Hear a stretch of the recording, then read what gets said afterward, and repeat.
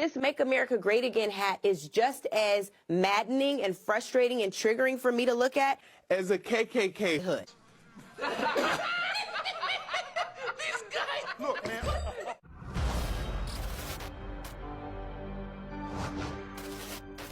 Breakthrough Media. All I gotta say is Donald Trump. And why do you say that? Because he's a racist bigot. What do you say that's racist? A lot of said Mexicans are criminals and rapists. He called all Mexicans rapists, is what you're saying? He did. Well, actually, what he said in his speech, and you can go look it up, he said that people are coming across the border. Wait. I don't care. I don't care.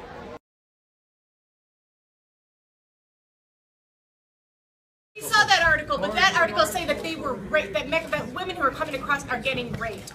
Well, what am I saying? You're saying that rapists came across. Clarify if that's not what you're saying. Excuse me. There's an article in the paper. By the way, clarify what you meant by rapist. Is Fusion owned by Univision? Huh?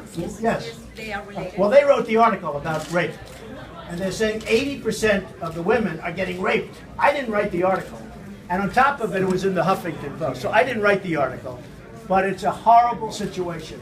So somebody's going to have to take care of that. Okay. The Democrat open borders plan to entrench single-party rule, explained in under 2 minutes. 1. Flood the country with untold millions of illegals by land, sea, and air from all over the world, enough to eclipse the populations of 36 individual U.S. states so far. 2. Prioritize the needs of these millions of non-citizens over the needs of the American citizen, with free flights, buses, hotels, meals, and phones, ensuring their loyalty to the political party that imported them. 3. Keep them in the country at all costs, even when they commit violent crime like murder and rape.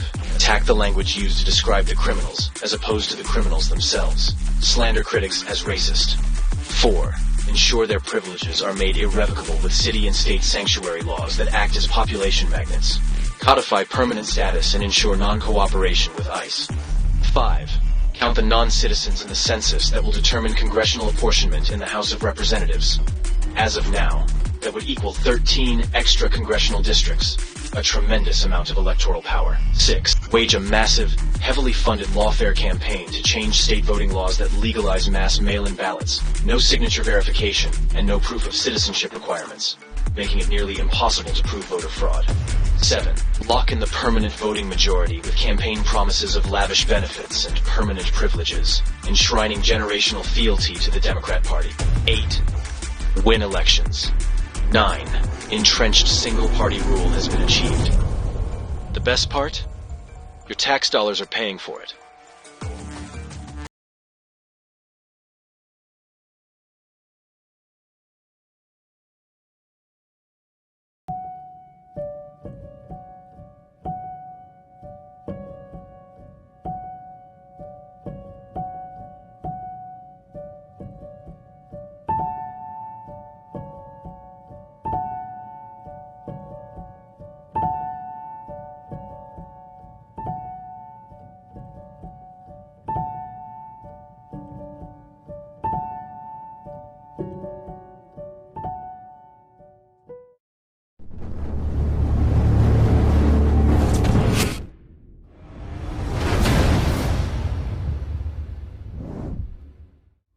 This will probably be one of the most important videos I've ever put out. Did you know that the United States of America as you know it no longer exists? And I don't mean this theoretically. I mean this as in on January 10th, 2023, while no one was paying attention, Joe Biden signed away our sovereignty as a nation when he met with President of Mexico, Manuel Lopez Obrador, and Canadian Prime Minister Justin Trudeau in Mexico City to sign the Declaration of North America. You can find the release on the White House website, wh.gov, which ironically, right now, has a photo on the front page of these 3 individuals I just mentioned. I'm sure once this goes out to the masses, they will reconsider being so obvious and bragging about what they've done. They've completed what their plan has always been, the North American Union, a declaration separate and outside of the Constitution. Their intentions have been to further give away American interests to organizations like the World Health Organization. It is what some people call globalism, a single market, a single regulator, a single currency, a one world government.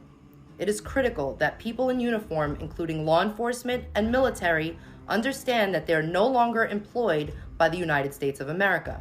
They are becoming mercenaries, working for a non-sovereign who is paying them to control us and stop us from securing our rights, freedoms, and borders.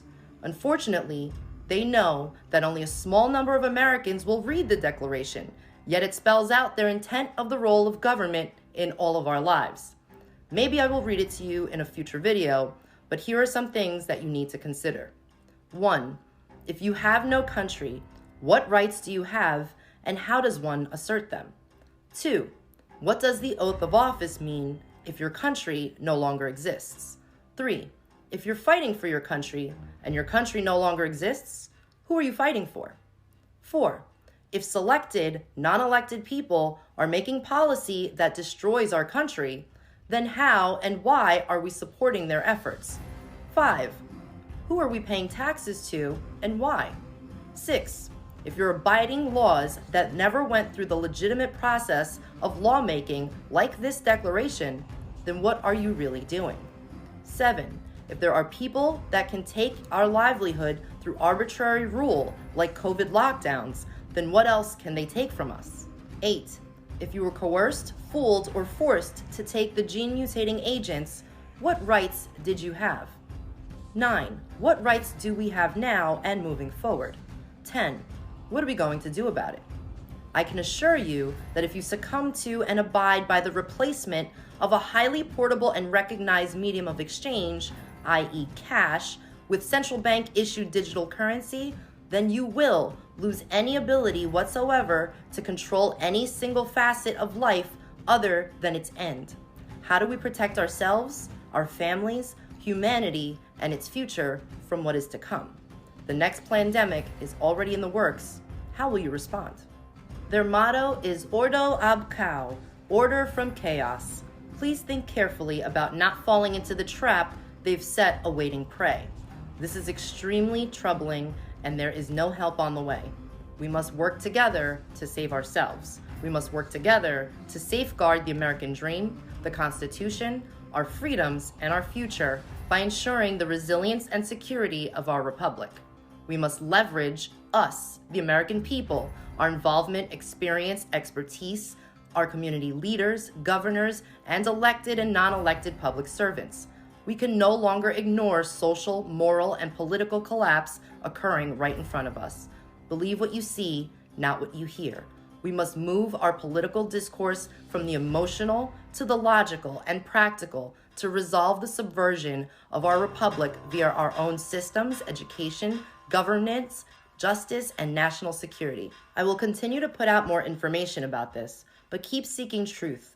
Don't get distracted. Nothing else will matter if they take everything away from us. Keep being vocal. We've been silent for way too long. We must work together to help restore America. Thanks for listening.